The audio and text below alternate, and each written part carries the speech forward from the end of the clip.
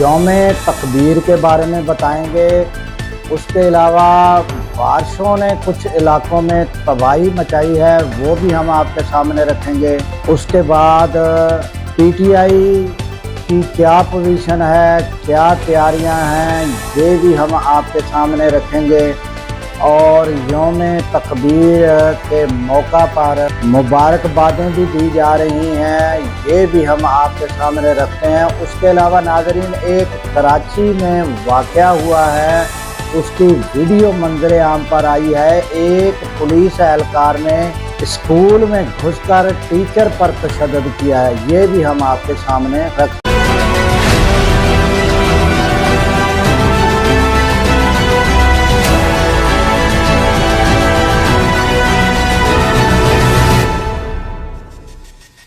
السلام علیکم، میں ہوں عبدالغفار۔ آج ناظرین یوم تکبیر ہے، اور یہ یوم تکبیر وہ دن ہے جب آج سے 27 سال پہلے ہمارا ملک ایٹمی پاور بن کر دنیا کے نقشے پر ابھرا، اور مسلم امہ میں پہلا ملک اور دنیا میں 7واں ملک گردانا جاتا ہے۔ اور اس اللہ کے فضل سے یہ ملک ایٹمی پاور بننے کی وجہ سے ناقابل تصغیر ہوا، اور دنیا میں اب یہ ایٹمی پاور ہونے کے وجہ سے جانا جاتا ہے۔ اس کے علاوہ ناظرین، آج ہمارے سیاسی لیڈران جو ہے یہ یوم تکبیر کے موقع پر عوام کو مبارکباد پیش کر رہے ہیں، اور ہمارے صدر مملکت نے بھی جو ہے یہ ایٹمی پاور کے ہونے کی وجہ سے آج یوم تکبیر کی جو دن ہے اس پر قوم کو مبارکباد پیش کی ہے۔ تو اس کے بعد ناظرین، ہم آپ کو ایک واقعہ ایسا کراچی میں ہوا ہے کہ ایک پولیس اہلکار نے اسکول میں گھس کر ٹیچر پر تشدد کیا، یہ بھی ہم آپ کے سامنے رکھیں گے۔ اور ناظرین، پنجاب کے کچھ علاقے اور خیبر پختونخوا کے علاقے، ان میں بارشوں نے تباہی مچا دی ہے۔ مظفر آباد میں جو ہے کلاؤڈ برسٹ کی وجہ سے اتنی ندی نالوں میں طغیانی آ گئی ہے کہ کچھ 2-3 تعداد میں ایک عورت سمیت 2-3 لوگ جو ہے ندی نالوں میں بہہ گئے ہیں، یہاں تک کہ مسجد بھی اور کچھ مکانات بھی ندی نالوں میں بہہ گئے ہیں، اور مسجد کو بھی نقصان پہنچا ہے۔ تو یہ طغیانی کی وجہ سے ندی نالے جو ہے خوب بکھرے ہوئے ہیں، اور بہت سارا نقصانات عوام کو جھیلنا پڑ رہا ہے۔ ناران کغان کی جانب جو ہے وہ برف باری ہوئی ہے، اور لوگ انجوائے کر رہے ہیں۔ اور اس کے بعد ناظرین آتے ہیں پی ٹی آئی کا معاملہ۔ تو گزشتہ روز پی ٹی آئی کی سماعت تھی کیسوں کی، تو اس سلسلے میں 3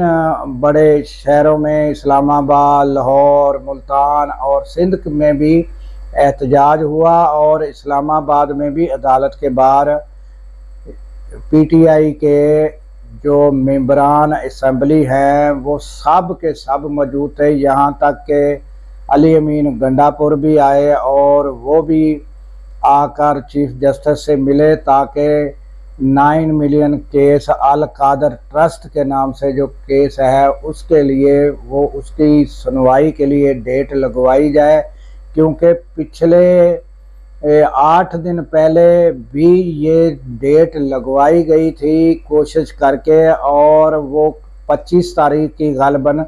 ڈیٹ دی گئی تھی، مگر جب 25 تاریخ کو دیکھا گیا تو اس میں نام ہی نہیں تھا لسٹ میں، تو نام ہی غائب، وہ کیس نہیں لگایا گیا تھا۔ اور گزشتہ روز پھر چیف جسٹس سے ملاقات، کچھ وکلاء نے، علی امین گنڈا پور سمیت وکلاء نے چیف جسٹس سے ملاقات کی، اور پھر یہ کیس جو ہے ناظرین یہ لگا ہے اب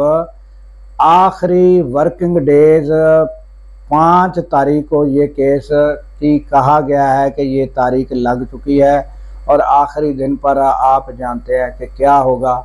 وہ سماعت مکمل نہیں ہو سکے گی، اور پھر یہ معاملہ عید کے بعد تک لٹک جائے گا، اور یہ عمران خان کو جو ہے وہ عید بھی شاید جو ہے وہ جیل میں ہی کرنا پڑے گی، اور یہ کچھ جو پی ٹی آئی کے لیڈران ہیں وہ یہ کہتے ہیں کہ عید سے پہلے عمران خان رہا ہو جائیں گے۔ تو اسی سلسلے میں جب علیمہ خان بھی اسلام آباد ہائی کورٹ کے باہر موجود تھی تو ایک اینکر نے یہ جملہ پوچھا، تو انہوں نے کہا کہ آپ کو کس نے کہا کہ عمران خان رہا ہو جائیں گے عید سے پہلے؟ تو انہوں نے کہا بیرسٹر گور نے۔ انہوں نے پھر کہا کہ یہ بیرسٹر گور کو پتہ نہیں کہاں سے یہ خبریں مل جاتی ہیں۔ تو یہ صورتحال ہے ناظرین، جب کیس لگوانے کے لیے احتجاج کرنا پڑے، دھرنے دینے پڑیں، اور صرف کیس کی سنوائی کے لیے اور کیس کی سماعت کے لیے ڈیٹ لگوانی پڑے، تو پھر کیس کس کے حق میں جائے گا وہ آپ خود سمجھ سکتے ہیں کہ کیا پوزیشن ہے۔ اور پی ٹی آئی اور عمران خان ایک بار پھر کس دوراہے پر آ کر کھڑے ہو گئے ہیں، اور کون سی پوزیشن جو ہے حکومت کے مابین یا اسٹیبلشمنٹ کے مابین کیا پوزیشن ہے اور کون سی پوزیشن ہے۔ تو لہٰذا اس موقع پر جب جنید اکبر سے پوچھا گیا کہ کیا اب آپ احتجاج کی جانب جا رہے ہیں، تو انہوں نے جو کہا وہ بھی آپ سن لیں۔ تھوڑا بات کرنے دو نا۔ مارگلہ کے پہاڑوں میں جو ہے ایک ٹینٹ ویلیج لگائیں گے، لیکن اسی دن جیسے ہم نیچے اتریں گے کراچی بھی بند ہوگا، اسی دن لاہور بھی بند ہوگا، اور اسی دن کوئٹہ بھی بند ہوگا۔ جتنے بھی بڑے شہر ہیں تو سارے پاکستان میں ایک ہی دن جس طرح ہم اسلام آباد کی طرف پہنچیں گے۔ تو لگتا یوں ہے کہ ناظرین آج سے کچھ عرصہ پہلے، یعنی جب یہ پہلگام کا واقعہ ہوا، اس کے نتیجے میں انڈیا نے جو بزدلی کا مظاہرہ کیا اور جو گھٹیا حرکات کے بعد جنگ کا معاملہ ہوا، اور اس میں اللہ تعالیٰ نے ہمیں فتح دی اور دنیا میں ہمیں سرخرو کیا، تو اس موقع کو حکومت اسٹیبلشمنٹ نے جو ہے اس موقع کو غنیمت جان کر معاملات کو درست کرنا تھا، کیونکہ یہ معاملات اسٹیبلشمنٹ ہو یا حکومت ہو ان کے ہاتھ میں ہے کہ معاملات کو یکجہتی کی طرف لے کر جایا جاتا۔ یہ ایک موقع تھا، یہ موقع غنیمت تھا، اس پر آ کر سارے جو ہے معاملات ختم ہو سکتے تھے، مگر لگتا یوں ہے کہ یہ جو موقع ہے یہ بھی ختم ہو چکا ہے، اور معاملات پھر جوں کہ توں جنگ سے پہلے کے جو معاملات تھے کشیدہ، وہی اسی کشیدہ صورتحال پر پھر جو ہے پی ٹی آئی آ چکی ہے، اور اب ایک نیا احتجاج کا